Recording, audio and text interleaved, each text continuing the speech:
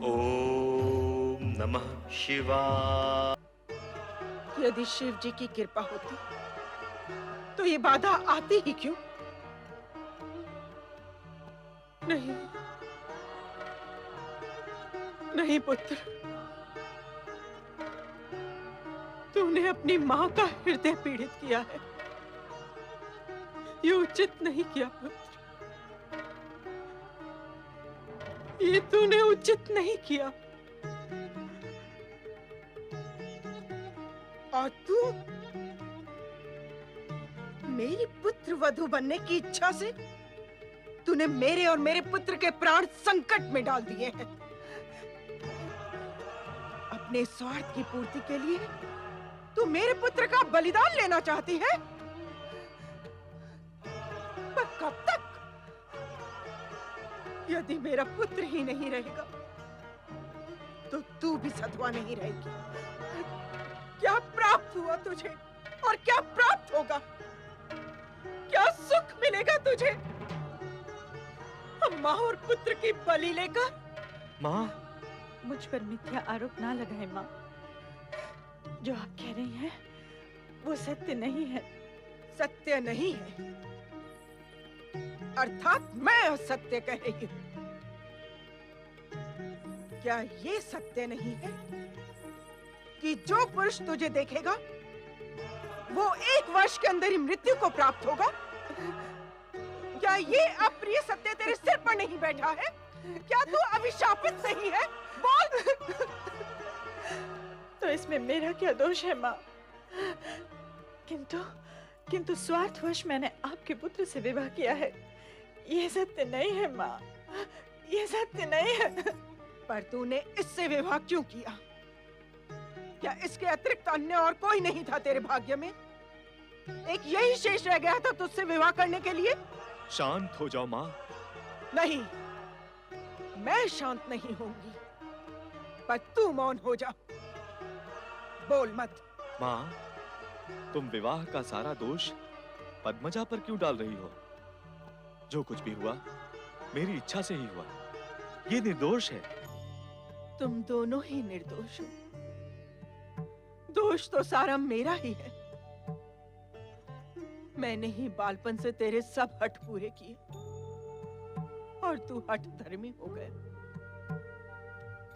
मेरी ममता और मोह का तूने अनुचित लाभ उठाया है वृषध्वज। मैंने तो कभी कल्पना भी नहीं की थी कि मेरा अपना ही पुत्र मेरी ही इच्छा के विरुद्ध विवाह करके अपने ही प्राणों का शत्रु बन जाएगा। ऐसा कुछ नहीं है माँ। अब माँ को बहलाने और भ्रम में डालने की आवश्यकता नहीं है पुत्र। तुमने मेरी इच्छा के विरुद्ध हट करके विवाह किया। इसकी पीड़ा तो मैं सह रही हूँ और सहती ही रहूंगी, किंतु मेरे सम्मुख तेरे प्राणों पर संकट आए, ये मैं कभी सह नहीं सकूंगी। जगत की कोई मां नहीं सह सकती। इसलिए अब तुम दोनों मुझ पर दया करो और ये स्थान, ये महल, ये राज्य त्याग कर कहीं और चले जाओ। हम कहाँ जाएंगे माँ? कहीं भी चले जाओ, पर यहां से, मेरी दृष्टि से, मेरी माया ममता से दूर चले जाओ। तुम्हारा जो भी परिणाम हो वो मेरे सामने नहीं, उससे दूर ही हो तो अच्छा है। तुम हमारा बहिष्कार कर रही हो माँ। बहिष्कार समझो अथवा निष्कासन, पर यहां से दूर चले जाओ।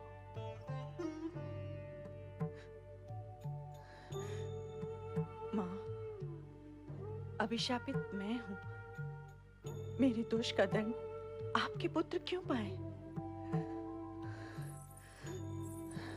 मैं अकेली ही यहाँ से चली जाती हूँ। अपने पुत्र को आप यहीं रहने दें। नहीं पद्मजा, नहीं, मैं तुम्हें अकेले नहीं जाने दूंगा।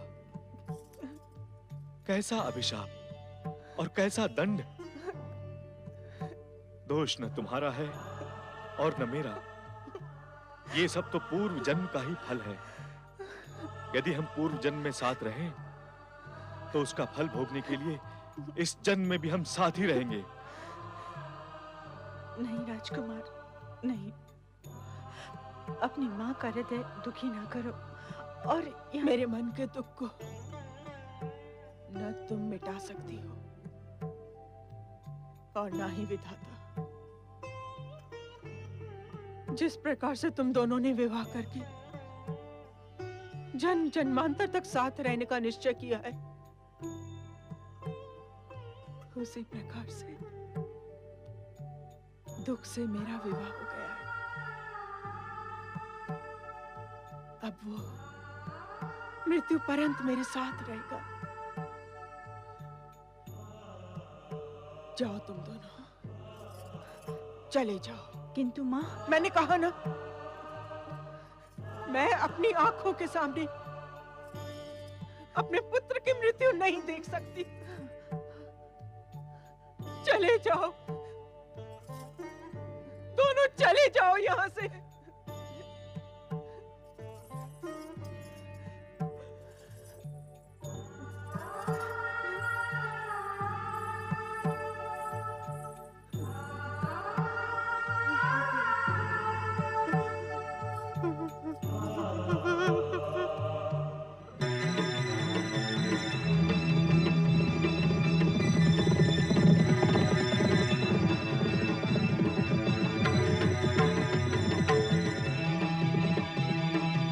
सेनापति प्रसन्नजीत को राजकुमारी पद्मजा को खोजने के लिए भेजा था, किंतु अब हमें दोनों को ही खोजना पड़ रहा है। आओ।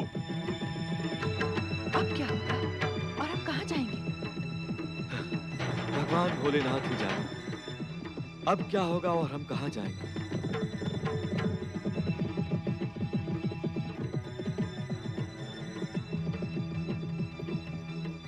पद्मजा, पद्मजा, पद्मजा, पद्मजा! पिताजी क्रोध में है, शीघ्र चलो।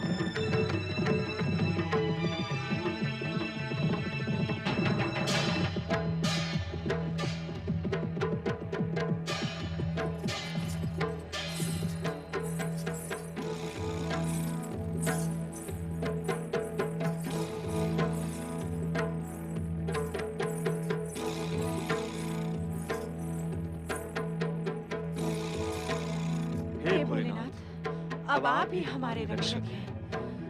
ओम नमः शिवाय। ओम नमः शिवाय। ओम नमः शिवाय।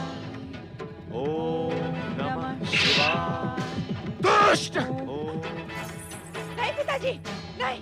महाराज, मैं प्रस्तुत हूँ।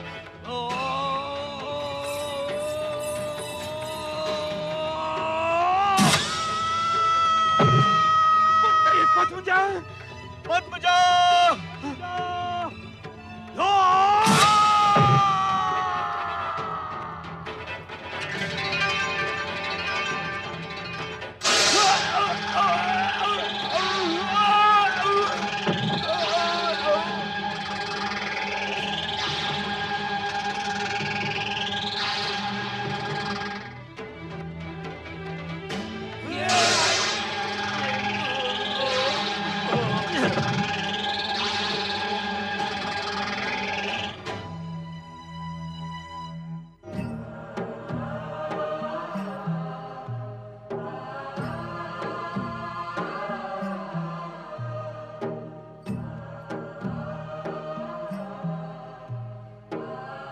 हे भोलेनाथ, हे कृपा निधान, आपने वृषध्वज, पद्मजा और उनके माता पिता की ऐसी कठोर परीक्षा क्यों ली?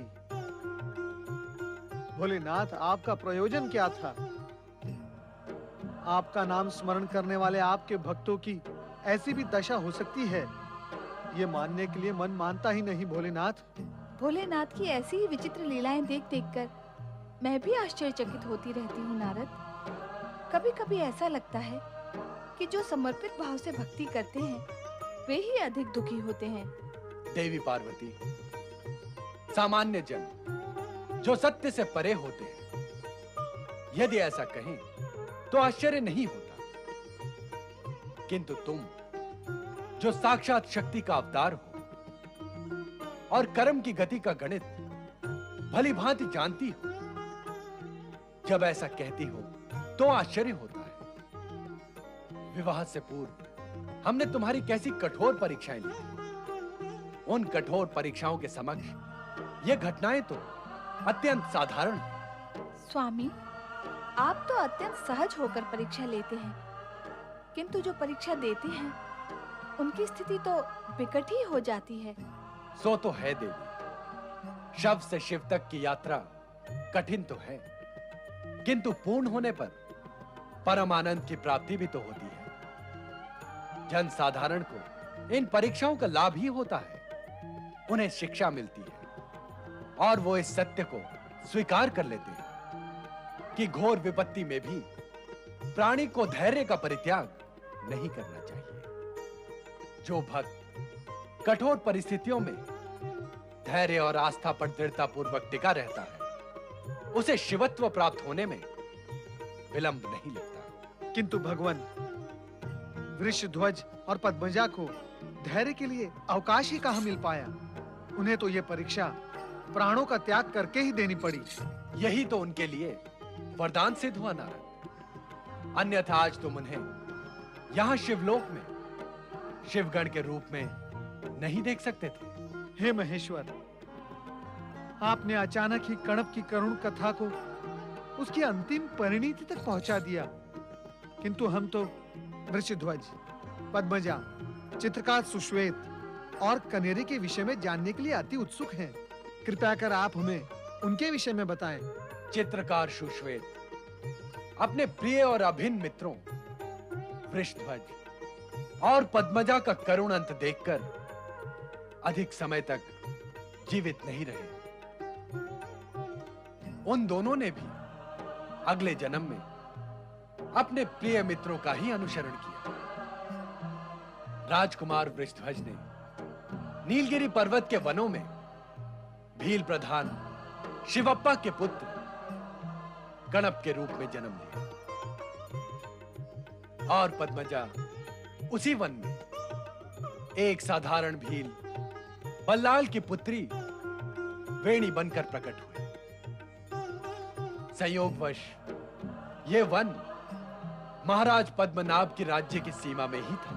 ये तो बताए प्रभु कि चित्रकार सुश्वेत और कनेरी का क्या हुआ। नारद, तुम इन दोनों के साथ उन दोनों के होने की कल्पना कर रहे हो। स्वाभाविक है भोलेनाथ, स्वाभाविक है। आपने अब तक की कथा में इनका जो अटूट प्रेम, नाता और संबंध स्पष्ट किया है, उसके आधार पर तो इन चारों का साथ होना स्वाभाविक है। आत्मा भी तो अपने प्रिय की ओर ही आकर्षित होती है और उसे भी आकर्षित करती है। सत्य कहा तुमने नारद। आत्मा को जब आत्मा की पहचान हो जाती है, तभी वो परमात्मा को पहचान सकती है। जो आत्मा अन्य आत्मा को न पहचान कर परमात्मा तक पहुंचना चाहे, तो उसे सफलता कभी प्राप्त नहीं हो सकती। हे भोलेनाथ, कृपया कर अपने इस कथन को तनिक सरल करें।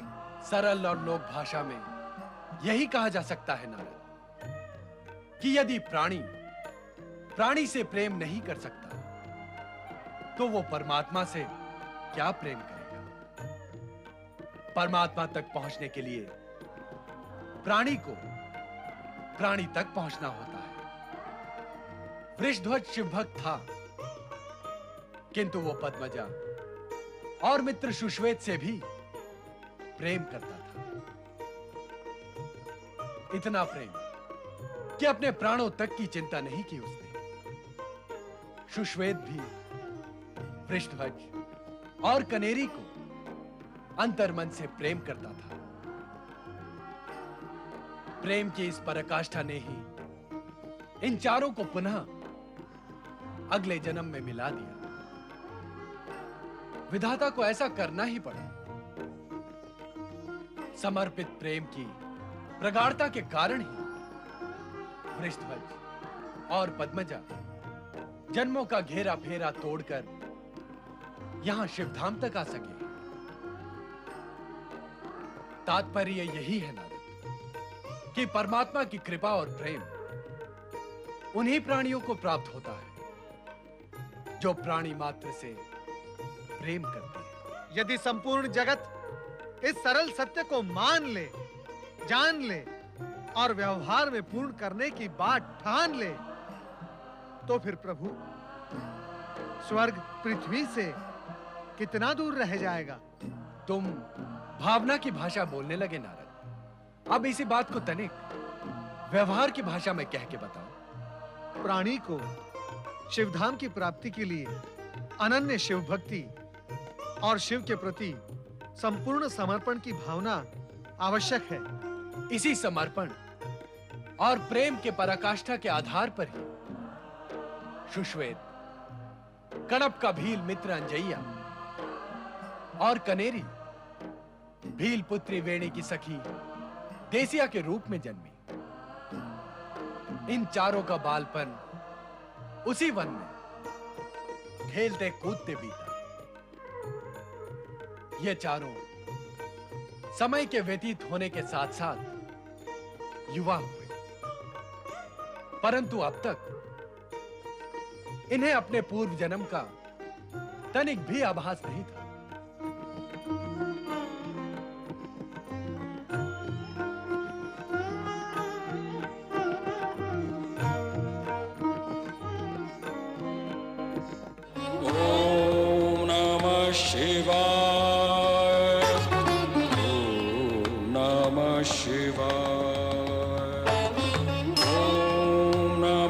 Shiva.